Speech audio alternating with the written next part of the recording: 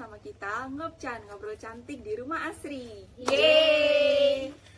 Dengan saya moderator Prada Lili. Saya Lauren Villa. Saya Gracia Fodi. Saya Cindy Ayu. Saya Niken Ayu. Hari ini kita bakal membahas topik yang penting banget, itu mengenai child grooming. Kita akan membahas lebih jauh dan mengenal apa itu child grooming bersama Ngopcan, ngobrol cantik di rumah Asri.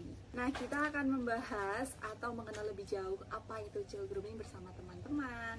Nah, menurut kalian nih, apa itu child grooming? Menurutku, child grooming itu merupakan proses untuk memanipulasi atau membodohi anak oleh pelaku untuk membangun kepercayaan sebelum melakukan kekerasan seksual. Apa itu bisa dilakukan secara online juga? Tapi sekarang memang banyak sih yang melakukan child grooming itu melalui online media sosial. Bahkan Biasanya ada yang menggunakan aplikasi belajar. Betul. Aku pernah dengar juga sih kayak gitu. Nah, menurut kalian nih, apa modus atau tanda-tanda bahaya child grooming itu sendiri? Biasanya si pelaku ini tuh suka kasih gift, terus kasih perhatian lebih juga ke si anak supaya si anak nih trust gitu loh sama pelakunya. Selain itu juga biasanya si pelaku ini suruh merahasiakan hubungan mereka daripada orang-orang dewasa yang lain gitu. Bener banget. Ternyata seseram itu child grooming yang terjadi pada anak-anak zaman sekarang, apalagi lewat online. Itu sangat berbahaya banget sebetulnya. Dan kalau child grooming itu sendiri harus benar-benar diawasi banget sama orang tua agar tidak terjadi child grooming di sekitar kita.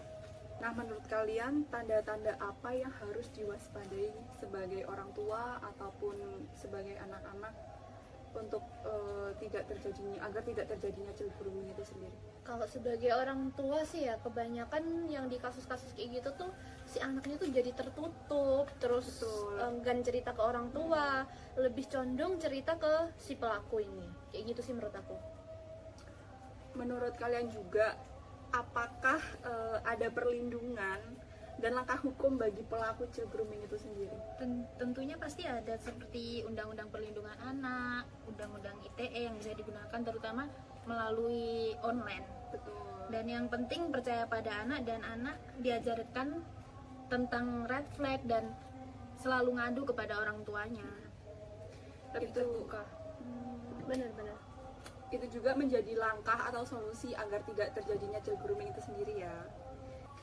Nah, kita kan tadi udah membahas nih apa itu child grooming, apa itu langkah-langkah untuk mencegah. Nah, kita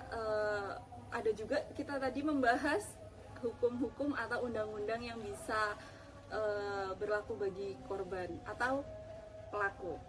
Kita akan membahas nih, apakah dari kalian menemukan pengalaman-pengalaman dari child grooming itu sendiri? Sebenarnya aku punya cerita ya, bukan pengalaman aku sendiri. Boleh itu cerita. merupakan anak dari saudara dari tetanggaku. Dimana itu anak itu juga terjadi di daerah Malang, tepatnya di daerah Tumpang kalau nggak salah. Nah, kan itu ada anak masih SD, anak cowok, dan sering diajak main ya sama ketua RT. Ketua RT. Sama ketua RT dengan modus kayak anak itu diberikan baju, coklat. Jadi bener ya tadi anak-anak tuh sering dikasih gift, dikasih kepercayaan. Ternyata itu modusnya. Kayak gitu, bener-bener. Sampai orang tuanya itu sampai anaknya itu kan emang tertutup ya sama orang tuanya. Jadi nggak pernah cerita-cerita. Tahu-tahu dia itu sakit, di mana dia itu Sakit bagian apanya dulu nih? sakit daerah. Daerah vitalnya. Di mana dia itu Dia buang air besar. besar, tapi nggak kerasa, dan itu baru ketahuannya. Dan ternyata itu Berarti bagian, maaf ya, duburnya ya teman-teman. bagian duburnya itu Sesama jenis. iya sesama jenis. Kaget ya, aku juga kaget teman-teman. Dan itu ketahuannya itu pas dibawa ke rumah sakit. Anak itu orang tuanya itu menanyai kronologinya. Terus gitu ternyata RT-nya itu memang bapak RT-nya itu padahal udah punya istri loh, udah punya anak, tapi gitu. Dan akhirnya tuh gimana Kak Cindy tuh? Akhirnya diproses oleh Di proses hukum ya. Oh, Nah, dari tadi pengalaman yang diceritain oleh Mbak Cindy, apa ada lagi nih cerita seru di daerah kita atau sekitar kita tentang child grooming itu sendiri? kalau dari aku sih ada, tapi ini tuh bukan dari daerah sekitar kita ya. Aku kurang tahu tepatnya di mana, aku lupa. Soalnya waktu itu di berita dan sempet naik banget di TikTok tuh. Iya, Berarti viral lewat banget soalnya. media online ya? viralnya? Bener banget. Itu tuh ada bapak yang dia tuh punya temen yang usianya tuh juga bisa dibilang sudah tua ya. Dan diam-diam tuh dia ternyata jalin hubungan sama si anak cewek bapak tersebut. Dan si anak cewek ini dikasih trust juga, kayak kepercayaan, sering diajak main, dibeliin jajan, dibeliin baju juga. Jadi si anak nih percaya gitu ke bapaknya, ke teman bapaknya ini. Dan sampai waktu itu dibawa kabur ketahuannya kalau mereka tuh sudah pacaran.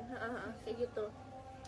Ternyata itu bisa terjadi di sekitar kita maupun banyak sekali daerah, ada pun yang ketahuan, ada juga yang nggak ketahuan atau belum yang ketahuan juga. Benar. Benar. Dari obrolan kita tadi, ada nggak pesan yang kalian dapatkan dari mulai apa itu child grooming, hukum, terus hukum bagi pelaku, lalu apa waspada dan langkah-langkahnya, apa nih pesannya?